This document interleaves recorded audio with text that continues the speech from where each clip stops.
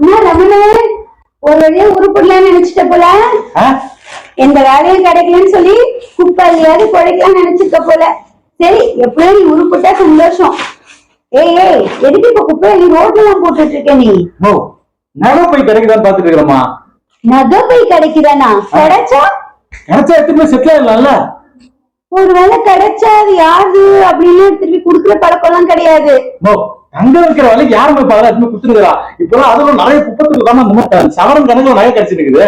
ஏண்டா, ஒரு வேலை சோத்துக்கு கஷ்டப்படுறவங்களே இந்த மாதிரி எதனா கிடைச்சா அதை எடுத்துட்டு போய் இந்த நகைக்கு சொந்தக்காரவங்க யாரும் இல்ல போலீஸ் யாருக்காவது கொடுத்து கவர்மெண்ட்டே அவங்களெல்லாம் கூப்பிட்டு கௌரவமா கௌரவிச்சு விருதெல்லாம் குடுக்குறாங்க. இதெல்லாம் பார்த்து கூடவாடா நீ திருந்தல?